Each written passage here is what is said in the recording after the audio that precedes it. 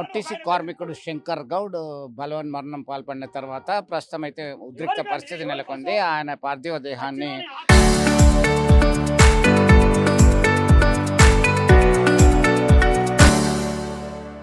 నర్సంపేట బస్టాండ్కి తీసుకెళ్లేటువంటి ప్రయత్నం చేస్తున్న క్రమంలో ఉద్రిక్త పరిస్థితి అయితే నెలకొంది. పోలీసులు అయితే అడ్డుకున్నారు. కార్మిక సంఘ నేతలు అయితే ఆగ్రహం వ్యక్తం చేస్తున్నారు. మీ డిమాండ్ ఏంటి? ప్రధానంగా ఏం జరుగుతుంది? ఎందుకు ఈ టెన్షన్ ఏర్పడింది? ఆయన బలవన్మరణం పాల్పడ్డారు.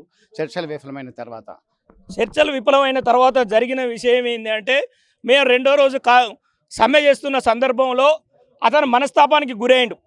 అక్కడ కూడా కొన్ని సంఘటనలు జరిగినాయి. డిపో మేనేజర్ గారు ఏం చేసిండ్రు అంటే, ఆయన ఒక ప్రైవేటు బస్సు డ్రైవర్ను ఏదో బస్సు ఎందుకు తీసినావు అని చెప్పి అన్నాడు అని చెప్పి ఒక విషయం జరిగింది. ఆ విషయంలో డిఎం గారు ఆ శంకర్ గారిని పిలువండి, ఆయనకు వార్నింగ్ ఇస్తాం, ఆయనకు ఛార్జ్షీట్ ఇస్తాం, ఆయనకు మెమోలు ఇస్తాం అని చెప్పి వేరే వాళ్ళ ద్వారా అంటే ఈ మాట ఆ మాట ఆయన దాకా పోయిన తర్వాత ఆయన ఏమైందంటే ఆయన భయపడడం జరిగింది. ఆ తర్వాత ఇప్పుడు మీరేం కోరుకుంటున్నారు?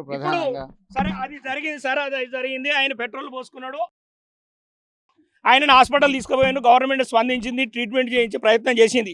ఓకే, గవర్నమెంట్కు ధన్యవాదాలు. ఆయన బతకలేదు, దురదృష్టం కొద్ది ఆయన చనిపోయాడు. తర్వాత ఇప్పుడు మేము అనేది ఏంటంటే, ఆయనను ముత్తోయిపేట గ్రామానికి తీసుకొచ్చిర్రు.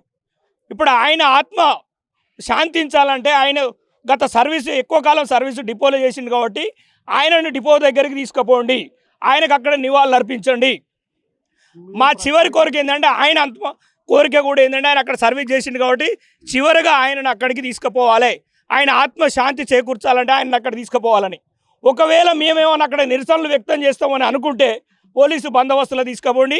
మేము డిపో పరిధిలోకి కూడా రమ్మంటే ఒకరిద్దరిని రమ్మంటే వస్తాం, లేదంటే మీరు వద్దంటే కూడా ఉంటాం. కానీ మీ బందోబస్తులో తీసుకొని పోండి. ఎంత పెద్ద ప్రధానంగా శాంతి భద్రతల సమస్య తలెత్తుతుందని చెప్పేసి ఈ చర్యలు తీసుకుంటున్నట్టు పోలీసు అధికారులు చెప్తున్నటువంటి పరిస్థితి. అటువంటి పరిస్థితి ఇప్పుడు ఒకటండి, మేము అక్కడికి మా కార్మికులుగా ఎవరి అక్కడికి రాము.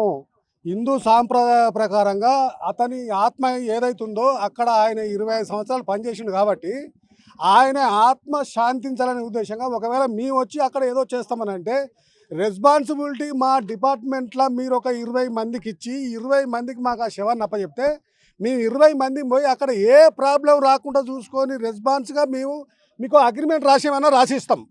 రాసిచ్చి 20 మంది తీసుకెళ్ళి అక్కడ ఆ శవాన్ని ఒక్క 20 నిమిషాల తర్వాత 21 నిమిషం శవాన్ని అక్కడ ఉంచమండి. మేము ఆ 20 మందిని తీసుకొని మళ్ళీ మీకు ఆయన చెప్తాం. లేదు మమ్మల్ని రావద్దు, మీరు అక్కడికి వస్తే ఏదో గొడవ సృష్టిస్తారు, శాంతి భద్రతలకు భంగం కలుగుతుంది అని అనుకుంటే మీరే తీసుకెళ్ళండి, ఒక 20 నిమిషాలు ఉంచండి, మమ్మల్ని ఎవరిని అక్కడ అనుమతించకండి.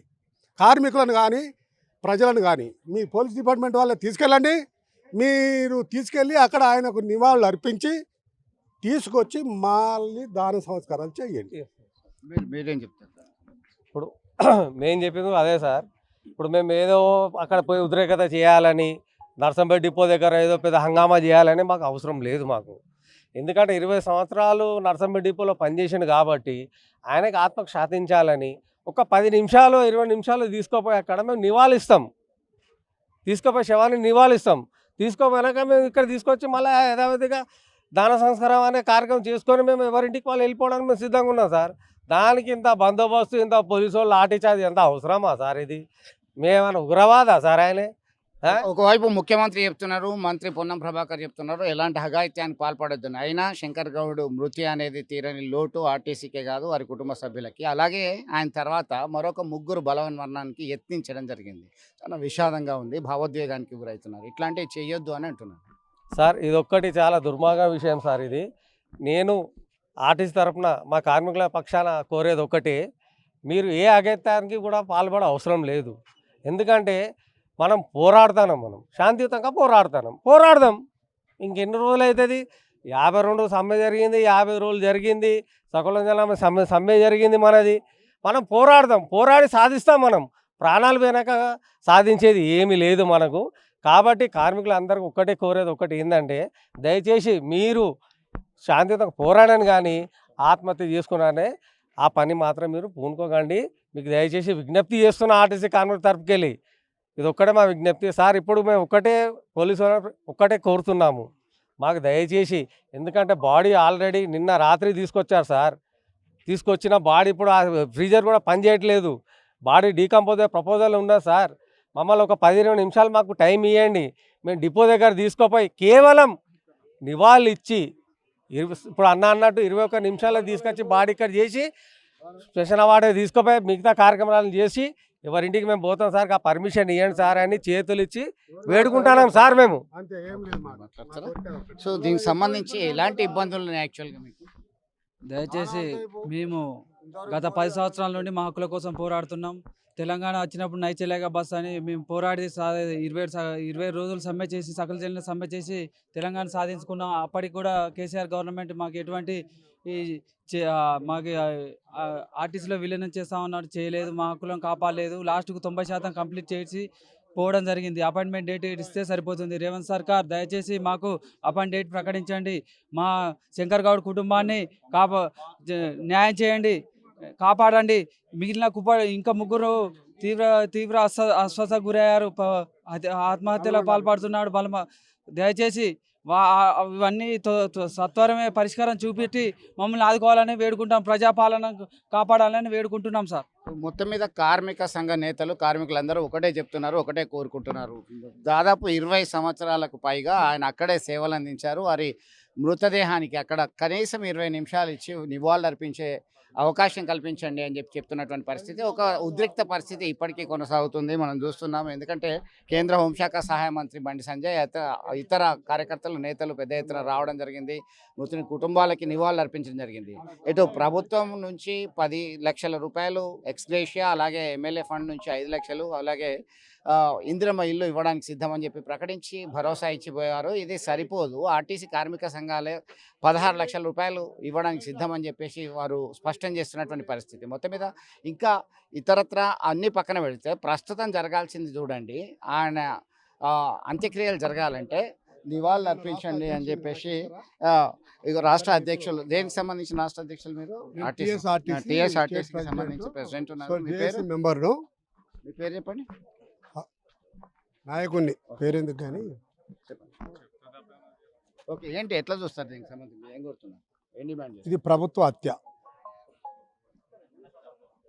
సరే, సమస్యలు సాల్వ్ చేసి వాళ్ళు సానుకూలంగా స్పందిస్తే ఈ దుస్థితి జరిగేది కాదు. కాబట్టి ఏంటంటే ఆ కుటుంబానికి సంబంధించిన అన్ని విషయాలలో మేనేజ్మెంట్ స్పందించాలి, ప్రభుత్వం స్పందించాలి, ఆ ఎక్స్గ్రేషియా ప్రకటించాలి, వాళ్ళ కుటుంబానికి పిల్లలుంటే ఉద్యోగాలు ఇవ్వాలి. ఇలాంటి మరి బలిదానాలు కాకుండా తక్షణమే చర్చలు సఫలీకృతం చేసి సమ్మెను కొనసాగించకుండా సమస్య సాల్వ్ చేయడానికి గౌరవ ముఖ్యమంత్రి గారు తక్షణమే స్పందించి సమ్మెను నివారించడానికి ప్రయత్నం చేయాలని కోరుకుంటా ఉన్నాం. బాడీ ప్రొద్దున నుంచి ఇప్పటికి వచ్చింది. ఈ బాడీ రాజకీయాల కోసం ఇక్కడ కాదు.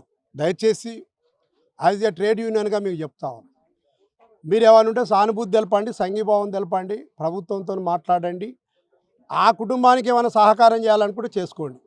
కానీ ప్రొద్దున నుంచి మేము అందరం వచ్చినాం, రాష్ట్ర నాయకత్వం మొత్తం ఇక్కడనే ఉన్నది.